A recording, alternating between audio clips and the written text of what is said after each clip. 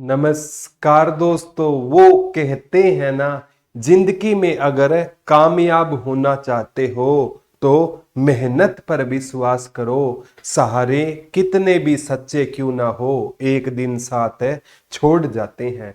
नमस्कार प्यारे बच्चों, एक बार फिर से आपका हार्दिक स्वागत है। और प्यारे बच्चों, ये इंडिया जीके की एनटीए की जो सीरीज स्टार्ट की हुई है, यहाँ से क्वेश्चन पक्के आएंगे। और बच्चे हैं ना, इन सीरीज को सीरियसली नहीं लेते, लेकिन जो सीरियस बच्चे हैं ना, उनको कहना चाहता हूँ प्यारे बच्चों, साथ में 100 एनटीए की जो मैंने वीडियो डाली है हरियाणा जीके वाली, और इसके साथ में नोट्स बनाना और शेयर करना। ये वीडियो बहुत ज़्यादा बेनिफिशियल आपके लिए रहने वाली है।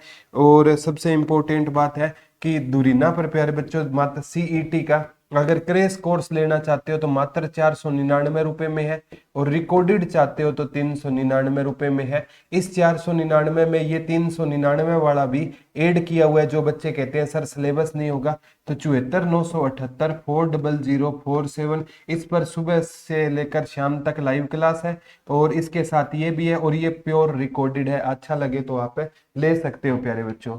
तो शुरू करते हैं। महाराष्ट्र स्थित पिंपरी किसके लिए प्रसिद्ध है? तो महाराष्ट्र है ना प्यारे बच्चों, ये इंपॉर्टेंट है, महाराष्ट्र। ठीक है, यहां से भी वो आता है तारापुर।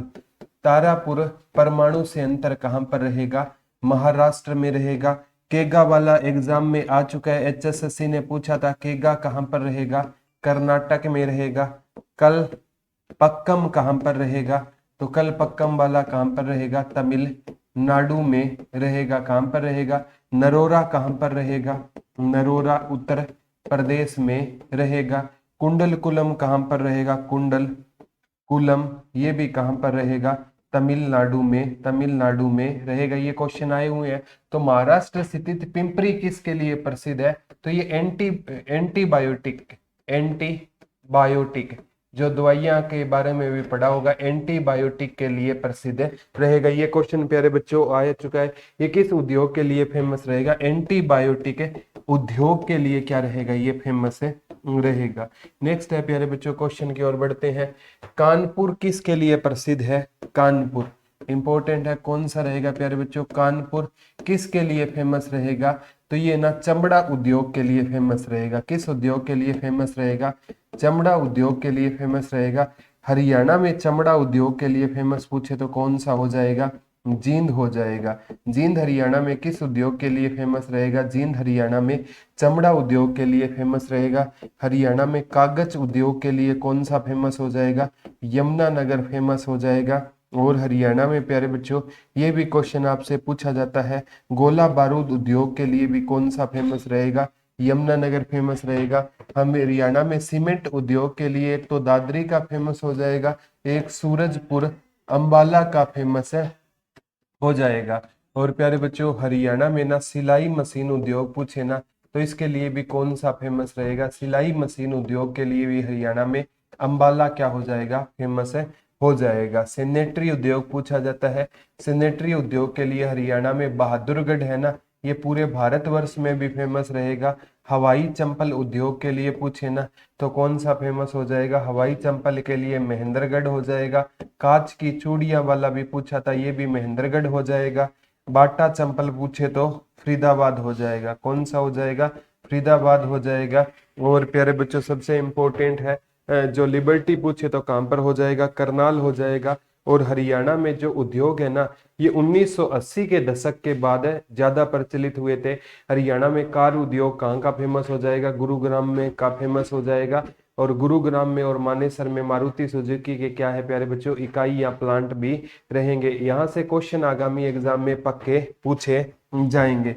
तो ये कानपुर है ना, ये चमड़ा उद्योग के लिए फेमस रहेगा। बांदीपुर प्रोजेक्ट टाइगर रिजर्व किस राज्य में है? तो बांदीपुर है ना, ये कर्नाटक में रहेगा। कहां पर रहेगा?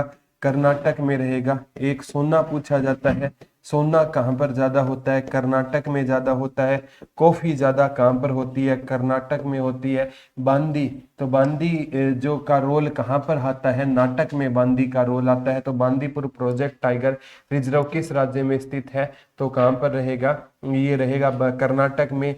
और जिम कॉर्बेट वाला है ना, वो पूछा जाता है। जिम कॉर्बेट नेशनल पार्क है, इसका पुराना नाम क्या था? तो हेली नेशनली राष्ट्रीय उद्यान इसका क्या होता था, पुराना नाम होता था। प्यारे बच्चों ये भी आगामी एग्जाम में आ सकता है। और पहला टाइगर प्रोजेक्ट है ना, पहला टाइगर प्रोजेक्ट कहाँ पर लगा था, तो जिम कॉर्बेट में पहला टाइगर प्रोजेक्ट लगा था। ये प्यारे बच्चों जो ट्विटर ऑफ हरियाणा है, 2 लाख प्लस कॉपी इसकी सोल्ड आउट हो चुकी है।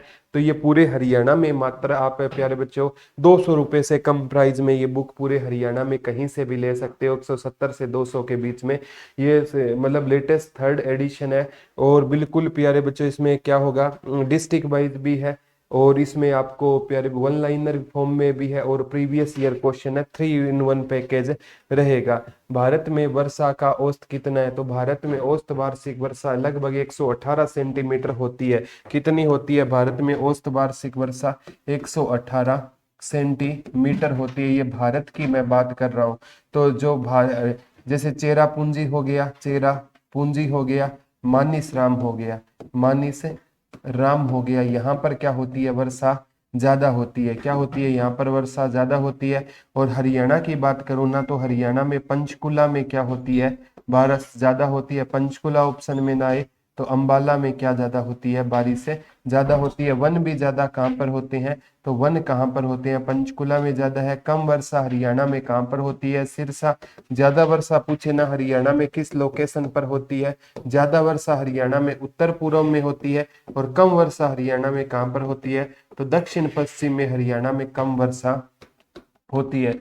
नेक्स्ट क्वेश्चन की ओर, मानसून निर्वत से सबसे अधिक वर्षा कहाँ होती है, तो प्यारे बच्चों चेन्नई में होती है। निर्वर्त का, निर्वर्तन का यानी लौटते टाइम, तो वर्षा कहाँ पर ज्यादा होती है, चेन्नई। लेकिन मानसून सबसे पहले कहाँ पर आता है, तो भारत में मानसून केरल के मालाबार तट पर। किस तट पर आता है मानसून सबसे पहले, तो केरल के मालाबार तट पर मानसून सबसे पहले आता है। भारत की जलवायु की सबसे महत्वपूर्ण विशेषता कौन सी है, तो ये पूछ रहा है भारत की जलवायु की। तो ये प्यारे बच्चों पवन की दिशा में परिवर्तन होता है। जलवायु से क्या होता है, पवन की दिशा में क्या होता है, दिशा में परिवर्तन होता है। और इसी कारण अगर आपसे पूछे ना, तो ये मतलब वर्षा लाने में पवन ही होती है, वो क्या होती है, वर्षा लाने में सहायक होती है। तो पवन की दिशा में क्या होता है, परिवर्तन होता है। ये जलवायु की क्या रहेगी, सबसे बड़ी विशेषता रहेगी। भारत और पाकिस्तान के बीच में सीमा का निर्धारण किसने किया, तो प्यारे बच्चों ये कोई और नहीं, सर रेडक्लिफ ने किया था। किसने किया था, सर रेडक्लिफ ने इस सीमा का क्या किया था, निर्धारण। LOC line of actual control आपने सुना होगा, तो किसने किया था, सर रेडक्लिफ का नाम आता है। भारत और पाकिस्तान के बीच में ये क्वेश्चन प्यारे बच्चों आगामी एग्जाम में सर जॉन रेडक्लिफ का नाम आया था। किसका नाम आया था, सर जॉन रेडक्लिफ का नाम आया था। ये प्यारे बच्चों आगामी एग्जाम में क्वेश्चन आ सकता है। सियाचिन ग्लेशियर भारत के किस राज्य में है, तो प्यारे बच्चों आपने काराकोरम, हिमालय की काराकोरम श्रेणी सुनी होगी। तो सियाचिन ग्लेशियर है ना, ये भारत और पाकिस्तान के बीच में है। किसके बीच में है, भारत और पाकिस्तान के बीच में सियाचिन ग्लेशियर रहेगा। मैं फौजी भाइयों को नमन करता हूं प्यारे बच्चों, कि फौजी भाई है ना, मतलब कितने कम यहाँ पर माइनस में क्या होता है, टेम्परेचर होता है। तो सियाचिन ग्लेशियर किस राज्य में रहेगा, तो भारत और पाकिस्तान में सियाचिन ग्लेशियर रहेगा। बीच में भारत की मुख्य भूमि को रामेश्वरम द्वीप के कौन अलग करता है, तो मुख्य भूमि से ये क्वेश्चन पूछा गया था एक एग्जाम में। तो पंपन चैनल, पंपन चैनल होता है ना, ये पंपन चैनल है ना, ये ज्योग्राफी का क्वेश्चन है प्यारे बच्चों। भारत की मुख्य भूमि को रामेश्वरम द्वीप से पंपन चैनल क्या करने का काम करता है, अलग करने का काम करता है। आपने इंदिरा कोल के बारे में सुना होगा, इंदिरा पॉइंट के बारे में सुना होगा, ठीक है। श्रीलंका को भारत से पृथक कौन करती है, तो श्रीलंका को भारत से पृथक है ना, पाक जलडमरू के बारे में सुना होगा प्यारे बच्चों, या मन्नार की खाड़ी, ये भी आ सकता है। कौन अलग करता है, मन्नार की खाड़ी भी आ सकता है, मन्नार की खाड़ी भी आ सकता है। भारत को श्रीलंका से अलग करता है प्यारे बच्चों। जब आप है ना इंडिया का मैप लेने जाओगे ना, तो यहाँ पर श्रीलंका का मैप आपको क्या मिलेगा, श्रीलंका का मैप बिल्कुल फ्री ऑफ कॉस्ट मिलेगा। तो ये प्यारे बच्चों यहाँ पर मन्नार की खाड़ी, पाक जलडमरू तो ये भारत को श्रीलंका से अलग करने का क्या करता है, काम करता है। और श्रीलंका को क्या कहा जाता था, सिलोन कहा जाता था। श्रीलंका का पुराना नाम क्या होता था, सिलोन। श्रीलंका का पुराना क्या होता था, नाम होता था। और श्रीलंका के राष्ट्रीय गान के भी कुछ लिरिक्स है ना, वो किससे लिए गए थे, रविंद्रनाथ टैगोर की पुस्तक गीतांजलि से लिए गए थे। लक्षद्वीप ये अरब सागर में आपने सुना होगा प्यारे बच्चों। लक्षद्वीप समूह स्थित कहाँ पर रहेगा, एक अरब सागर में रहेगा। कहाँ पर रहेगा, अरब सागर में। कबरावती के बारे में आपने सुना होगा। लक्षद्वीप समूह स्थित कहाँ पर रहेगा, अरब सागर में स्थित रहेगा। कोकण तट कहाँ से, ये मतलब कोकण तट तट का विस्तार पूछ रहा है, ये सबसे इंपॉर्टेंट है। ये गोवा से दमन, ये कहाँ तक फैला हुआ है, गोवा से दमन के बीच में फैला हुआ है। गोवा से दमन के बीच में फैला हुआ है। और प्यारे बच्चों गोवा है ना, यहाँ पर पुर्तगाली सबसे पहले आए थे। ठीक है, कब आए थे, गोवा में 1498 में आए थे। और पुर्तगाली सबसे लास्ट में कहाँ से गए थे, गोवा में। और पुर्तगाली कब गए थे, 1961 में पुर्तगाली जाने का काम करते हैं। सबसे पहले 1498 में कौन आया था पुर्तगाल से, वास्को डी गामा आया था। कौन आया था, वास्को डी गामा आया था। और एक बार आया वास्को डी गामा, भारत कब आया, ऑप्शन में 1498 नहीं था, तो वास्को डी गामा दूसरी बार भारत 1502 में आने का काम करता है। वर्तमान में भारत के किस तल को सफेद पानी के नाम से भी जाना जाता है, तो प्यारे बच्चों ये पेपर में पूछा गया था। सियाचिन, जो सियाचिन ग्लेशियर है ना, सियाचिन कौन सा रहेगा, सियाचिन ग्लेशियर जो हिमालय के काराकोरम का पार्ट रहेगा, ये भारत और पाकिस्तान के बीच में है। इसे सफेद पानी के नाम से जाना जाता है। और प्यारे बच्चों तभी तो हम फौजी भाइयों को क्या करते हैं, नमन करते हैं। जिस टेम्परेचर पर ना हमारा शरीर जम जाता है या शरीर हमारा ठंडा हो जाता है, उस टेम्परेचर पर भी हमारे फौजी भाई क्या करने का काम करते हैं, देश की रक्षा करने का काम करते हैं। तो ये भी क्वेश्चन प्यारे बच्चों इंपॉर्टेंट हो जाएगा। न्यू मूर द्वीप किन दो देशों के बीच में विवाद का कारण है, ये भी क्वेश्चन पूछा गया था। तो भारत और बांग्लादेश के बीच में विवाद का कारण ये पूछा जा चुका है प्यारे बच्चों। और जो क्वेश्चन HSSC एक एग्जाम में पूछ लेना, तो प्यारे बच्चों ये गारंटी है कि वो दोबारा किसी ना किसी एग्जाम में पूछेंगे। तो ये किसके बीच में विवाद का कारण है, भारत और बांग्लादेश के बीच में विवाद का कारण रहेगा। और बांग्लादेश है ना प्यारे बच्चों इंपॉर्टेंट है, ये 1971-72 में किसके प्रयासों से बना था, ये श्रीमती इंदिरा गांधी के प्रयासों से, श्रीमती इंदिरा गांधी के प्रयासों से बांग्लादेश का निर्माण हुआ। और बांग्लादेश का पुराना नाम पूछा जाएगा, तो बांग्लादेश का पुराना नाम क्या था, पाकिस्तान ही था। क्या था ये, पाकिस्तान का कौन सा छोर कहलाया। और बांग्लादेश का जो राष्ट्रीय गान है ना, उन्होंने प्यारे बच्चों रविंद्रनाथ टैगोर ने लिखा था इनका राष्ट्रीय गान। अब आप कहोगे सर उस टाइम तो रविंद्रनाथ टैगोर थे ही नहीं। प्यारे बच्चों 1905 में ना जब बंगाल विभाजन हुआ था, कौन सा विभाजन हुआ था, बंगाल विभाजन, तो रविंद्रनाथ टैगोर ने एक गीत गाया था, आमार सोनार बांग्ला।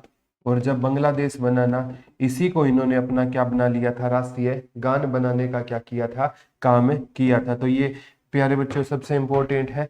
बांग्लादेश है ना इंदिरा गांधी के प्रयासों से बना था। और बांग्लादेश की संसद का नाम इंपॉर्टेंट है, ठीक है, वो आप कमेंट करके बताना कि बांग्लादेश की संसद का नाम क्या रहेगा। किस भारतीय राज्य की सीमा सर्वाधिक राज्यों की सीमा स्पर्श करती है, तो भारत की प्यारे बच्चों एक तटीय सीमा होती है और एक जलीय सीमा अलग अलग होती है। तो किस राज्य की, जो यूपी की सीमा है ना, कौन से, उत्तर प्रदेश की सीमा है ना, वो सबसे ज्यादा राज्यों से क्या करती है, स्पर्श। हरियाणा में मैं बात करूं तो जींद की सीमा सबसे ज्यादा लगती है, इसीलिए हार्ट ऑफ हरियाणा कौन सा रहेगा, जींद रहेगा। ये भी क्वेश्चन आ गया प्यारे बच्चों। हैदराबाद का जुड़वा नगर कौन सा रहेगा, हैदराबाद का जुड़वा नगर सिकंदराबाद हो जाएगा। कौन सा हो जाएगा, हैदराबाद का जुड़वा शहर कौन सा हो जाएगा, सिकंदराबाद हो जाएगा।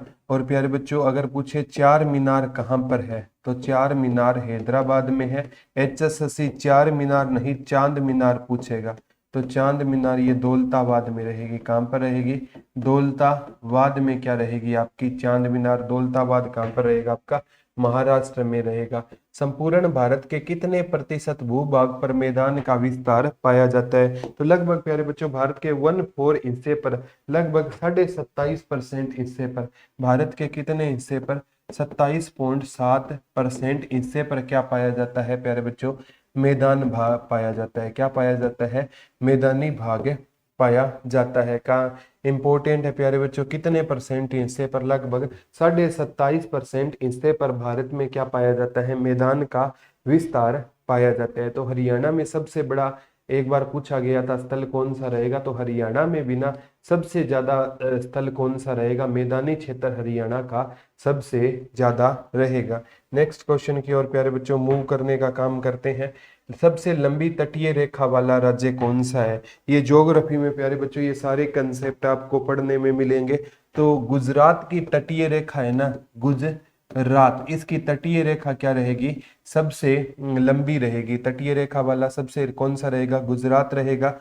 और गुजरात में एक जगह है प्यारे बच्चों सूरत, यहाँ पर पूरा क्वेश्चन आएगा हीरा अनुसंधान केंद्र कहाँ पर है, तो हीरा अनुसंधान केंद्र प्यारे बच्चों कहाँ पर रहेगा, सूरत गुजरात में रहेगा। और काकरपारा, काकरपारा आपका प्यारे बच्चों परमाणु केंद्र कहाँ पर रहेगा, तो ये भी क्वेश्चन आ गया, काकरपारा परमाणु केंद्र कहाँ पर रहेगा, गुजरात। और यहाँ पर प्यारे बच्चों स्टेच्यू ऑफ यूनिटी बनाई गई है। क्या बनाई गई है, स्टेच्यू स्टेच्यू ऑफ यूनिटी बनाई गई है। वो किसकी फोटो थी, सरदार वल्लभ भाई पटेल की। अहमदाबाद सरदार वल्लभ भाई पटेल की फोटो बनाई गई है। और इस फोटो बनाने का काम जिसने किया है वो कौन है, राम सुतार है।